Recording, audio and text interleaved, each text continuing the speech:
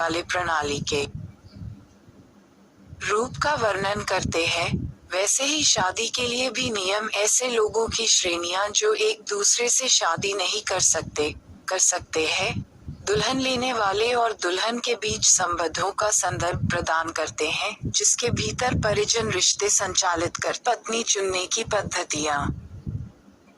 भारत में पति या पत्नी के चयन की 3 महत्वपूर्ण विशेषताएं हैं, जहां विवाह प्राथमिकता के बदले निर्देश पर आधारित है। विवाह के निर्देशित नियम आमतौर पर अपेक्षाकृत बंद समाजों की विशेषता है।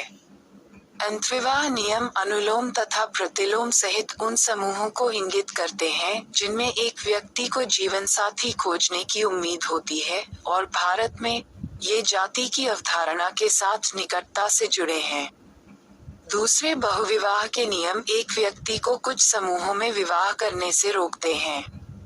इनमें निषिद्ध यौन संबंध कौटुंबिक व्याभिचार के नियम शामिल है, जिनका हमने पहले ही उल्लेख किया। विवाह एक संस्था के रूप में।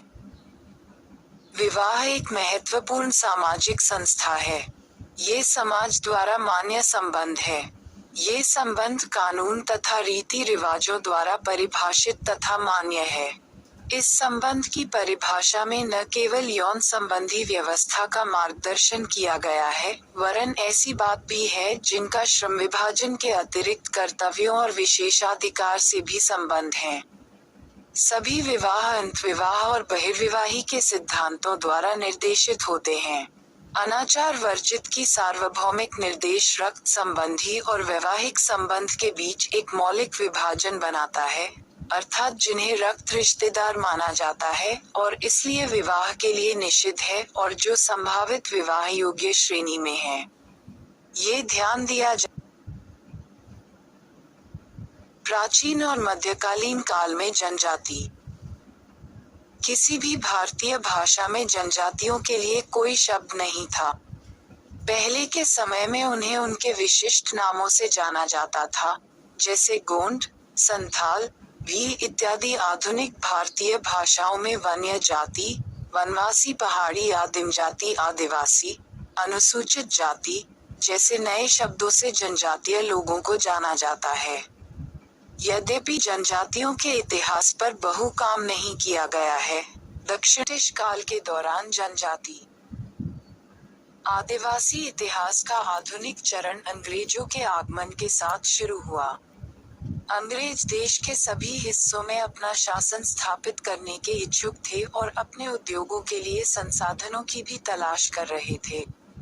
इस प्रक्रिया में भारत के विशाल क्षेत्रों को खोला गया और केंद्रीकृत भारत में स्वतंत्रता के बाद की अवधि के दौरान स्वतंत्रता के बाद जनजाति के रूप में पहचान की गई आबादी के लिए सुरक्षा और विकास की नीति एक संवैधानिक दायित्व बनाई गई है।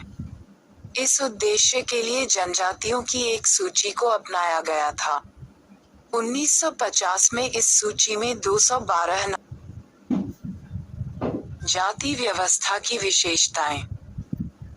जाति व्यवस्था की मुख्य विशेषताएं हैं। 1. पदानुक्रम। ई सगोत्र विवाह, अंतविवाह। ई एक वंशानुगत व्यवसाय। इव भोजन और सामाजिक संबंधों पर प्रतिबंध। वी रिवाज, पहनावा और बोली में अंतर। और वी समाज में विभिन्न जाति समूहों द्वारा प्राप्त नागरिक और धार्मिक निर्योग्यताएं और विशेषाधिकार। घुरिए 1950 रेशियो 50। शूद्र, वैश्य, आर्यो क्षत्रिय, उपजतियां, पीपल्स IVERSITY, जतियां। 13.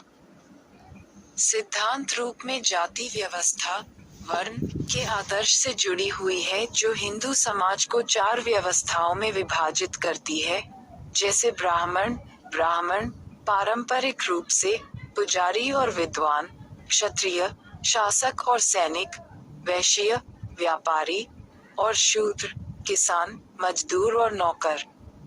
पहली 3 जातियां 2 बार जन्मी या द्विज है, क्योंकि इन जातियों के पुरुष उपनयन के वैदिक अनुष्ठान में पवित्र होने के हकदार हैं, जो शूद्रों को करने की अनुमति नहीं थी। अछूत जातियां वर्ण व्यवस्था के बाहर है।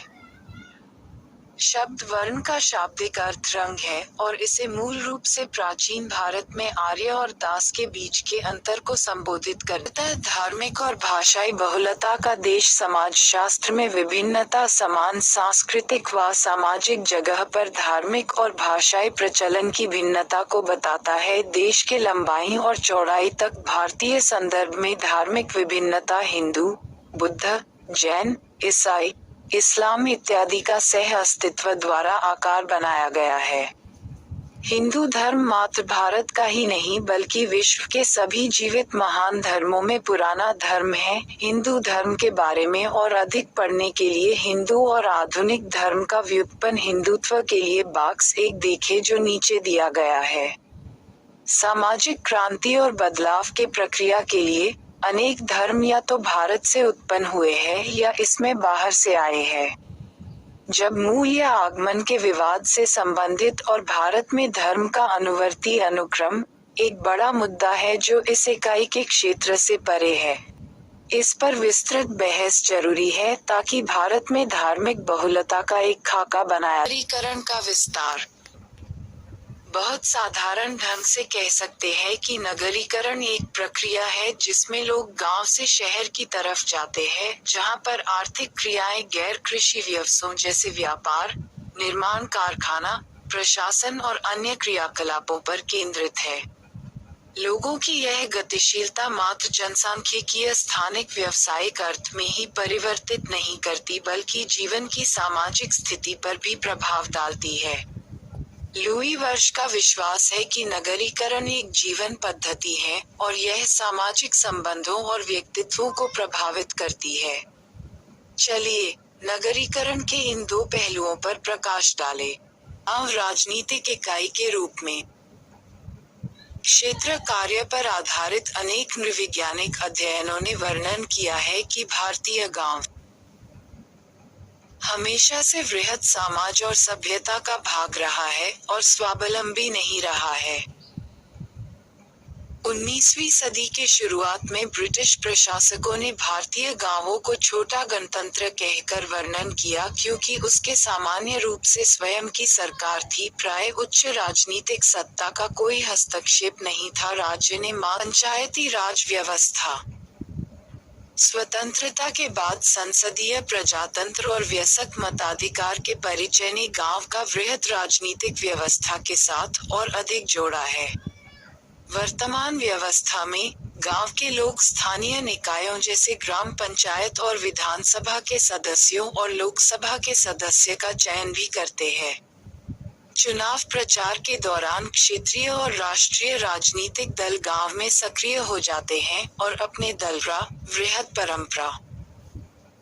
भारतीय गांव का कोई भी धार्मिक अध्ययन में दोहरी प्रक्रिया को धार्मिक विश्वासों और गांव की परंपराओं और बृहद भारतीय सभ्यता के बीच एक साथ काम करता दिखाई देता है।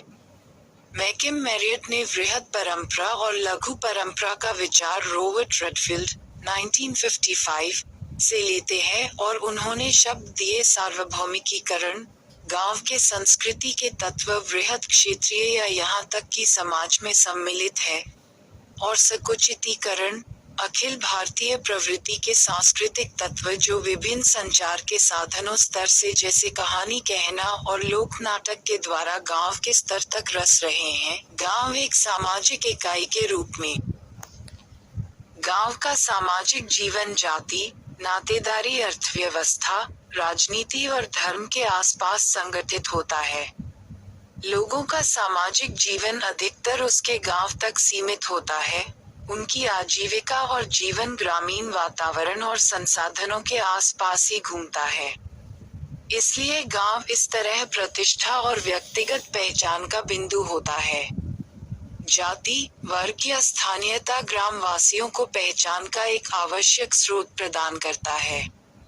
समान समय पर गांव, भारतीय गांव, मिथक और वास्तविकता। भारतीय गांव से संबंधित अनेक मिथक हैं, आइए हम लोग उन विश्वासों और उसकी वास्तविकता को विस्तार से देखें। भारतीय गांव को बहुत पीछे तक इतिहास में देख सकते हैं, जो शाश्वतता और निरंतरता का बोध कराता है। अर्थशास्त्र 400 बीसी 200 एडी हमें राजाओं के गांव के प्रति प्रशासनिक कार्यों के कर्तव्य का वर्गीकरण प्रदान करता है। मध्यकालीन समय में अल बिरूनी की किताब अल हिंद 11वीं शताब्दी का प्रारंभ हमें गांव के जातीय व्यवसाय आधारित संगठनों का लेखा जोखा देती हैं।